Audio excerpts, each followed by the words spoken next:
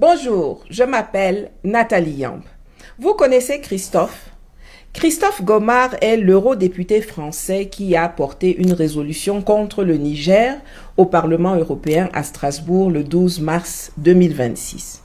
Cette résolution exige la libération immédiate de Mohamed Bazoum et la tenue d'élections au Niger. Weke et Adjomason. Bref, écoutons Cricri d'amour.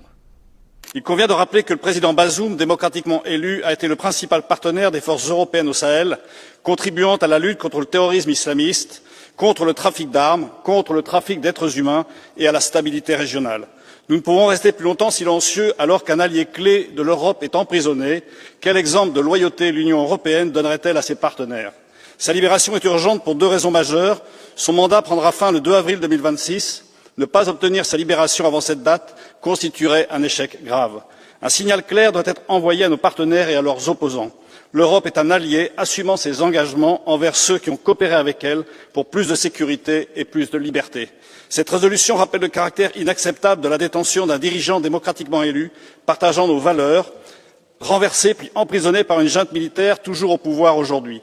Elle appelle à la libération immédiate de Mohamed Bazoum et de son épouse, au rétablissement de l'ordre constitutionnel et à l'organisation de nouvelles élections démocratiques. Christophe est un général de corps d'armée, ancien directeur du renseignement militaire, reconverti dans le privé depuis 2017. Mais de 2011 à 2013, Christophe était le commandant du commandement des opérations spéciales françaises, le COS, c'est-à-dire qu'il était aux manettes lors de l'opération Harmattan, qui a renversé et assassiné Muammar Kadhafi, alors dirigeant de la Libye. Donc Christophe Gomart, celui qui porte la résolution du Parlement européen contre les effets du coup d'État au Niger, est lui-même un putschiste. Est-ce que c'est pas savoureux ça? Sauf que la personne qui l'a renversé, Muammar Kadhafi, n'a pas la chance d'être encore douillettement assis dans un palais présidentiel ou sous sa tente avec sa dulcinée pour lui masser les pieds et du saumon fumé à la demande comme Mohamed Bazoum. Le chef de l'État que lui, Christophe Gomart, a renversé, a été sauvagement assassiné sous les yeux du monde entier le 20 octobre 2011.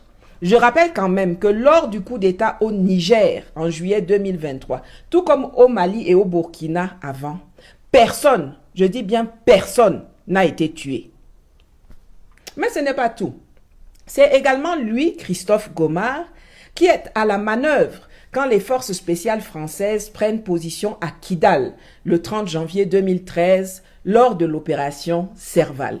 C'est lui qui s'allient au MNLA, les copains des terroristes de Ansardine, Acmi, Moudjao, etc. et empêche l'armée malienne de pénétrer dans Kidal pour les dégager. C'est-à-dire que celui qui porte la résolution qui inscrit au point E de ses considérants que, je cite, « La situation en matière de sécurité au Niger et dans l'ensemble du Sahel continue de se détériorer dans le prolongement des attaques meurtrières menées par des groupes djihadistes, fin de citation, est celui-là même qui a négocié et collaboré avec les groupes djihadistes du Sahel. » On apprécie. Il est aujourd'hui unanimement et scientifiquement établi que c'est l'assassinat de Kadhafi et la destruction subséquente de l'État libyen qui ont causé l'explosion et l'expansion du terrorisme au Sahel.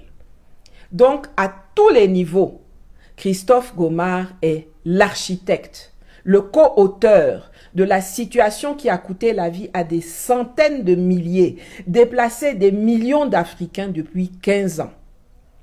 Et c'est cette racaille aux mains dégoulinantes de sang qui a le culot de venir mettre sa bouche puante dans les affaires du Niger. Bien sûr, Niamey a réagi du tac au tac. Le soir même, la chargée d'affaires de l'UE était convoquée par notre ministre des Affaires étrangères, Bakary Yahou Sangaré, qui lui a exprimé toute l'indignation du peuple et des autorités du Niger et lui a remis une lettre de protestation.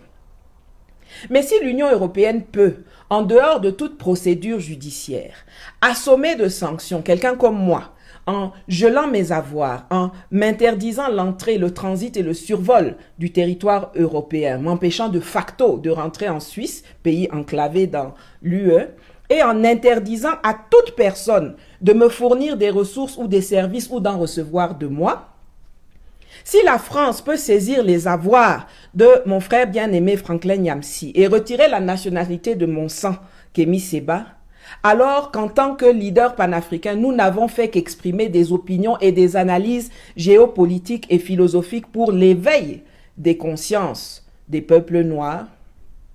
Mais alors, qu'est-ce que les États de l'AES attendent pour appliquer des sanctions similaires à l'eurodéputé Christophe Gomard, qui a été un acteur criminel, qui porte une responsabilité directe, documentée et historique dans la déstabilisation meurtrière du Sahel et même pour engager une procédure judiciaire contre cet énergumène putschiste qui a le toupet de se poser aujourd'hui en donneur de leçons au Niger et en parangon de l'humanisme. C'est pas vengeance, oh, c'est réciprocité.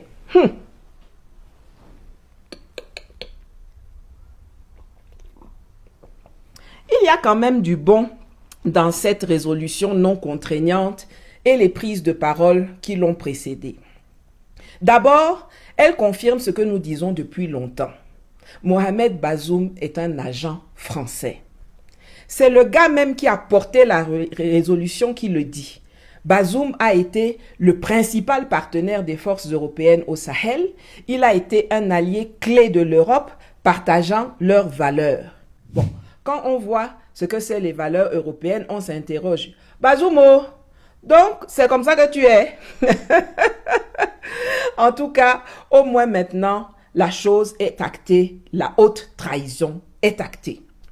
Ensuite, on constate à quel point l'Europe dépend du Niger, ce pays qu'ils ont pourtant présenté comme le plus pauvre, le plus miséreux, le plus misérable du monde. Enfin, elle dépend avant tout de l'uranium du Niger. Jusqu'à récemment, c'est le Niger qui était le plus grand fournisseur d'uranium de la France, mais aussi de l'Europe. On coupe le robinet à Arlit, ça hurle de Bruxelles à Varsovie en passant par Paris. Les eurodéputés croient qu'en remettant Bazoum dans le fauteuil présidentiel, tout redeviendra comme avant quand il leur permettait de se servir cadeau ou presque dans les mines du Niger. Eh, Azambowam, que ces gens-là sont stupides quand même. Enfin, cette résolution établit la médiocrité géopolitique des députés européens. Pendant qu'ils votent leur résolution farfelue d'ingérence, les États-Unis, leurs maîtres, font exactement l'inverse. Le responsable Afrique du département d'État américain, Nick Checker, multiplie les déplacements au Sahel. Il est d'ailleurs reçu à Niamey aujourd'hui et il a réaffirmé haut et fort le respect de la souveraineté du Niger préalablement à son arrivée chez nous. Et c'est à ce moment précis que les Einstein au rabais du Parlement de Strasbourg décident de se comporter en nostalgique de la néocolonie. Résultat, encore une fois, l'Europe se met hors jeu vis-à-vis de Niamey, mais également vis-à-vis de leur propre patron américain. Voilà la diplomatie européenne dans toute sa splendeur. Arriver en retard, se tromper de méthode, obtenir exactement zéro et s'étonner ensuite de se faire flanquer à la porte avec perte et fracas. Des vrais génies. C'est le prix à payer quand on suit les Français dans leurs idioties. Bref, c'est le week-end, on ne va pas faire long, surtout que je dois aller me tresser. Christophe Gomard disait que si le Parlement européen n'arrive pas à obtenir la libération de Bazoum avant le 2 avril, qui aurait été la date de la fin de son mandat si la révolution sahélienne ne l'avait pas balayé, alors ce serait un échec. Christophe, viens, laisse-moi te donner une nouvelle en breaking news. Vous avez échoué. Chaque fois que vous prononcez le nom de Bazoum, vous prolongez sa détention. Chaque fois que vous vous ingérez de façon grossière dans les affaires des États du Sahel, vous démultipliez un sentiment anti-Europe, déjà bien ancré du fait de votre passif esclavagiste, colonial, néocolonial, brutal et sanglant chez nous. Chaque fois que vous laissez votre naturel raciste, méprisant et condescendant prendre le dessus, vous accélérez le dégagement des entreprises et intérêts européens du Sahel. Chaque fois que vous posez une action malveillante dans vos parlements, dans vos états-majors militaires ou dans les instances internationales, vous torpillez les rares possibilités de rabibochage qui auraient pu encore exister dans un avenir lointain entre nos deux continents. You chercha, you trouva. You trouva, you supporta. Bisous. Peace out.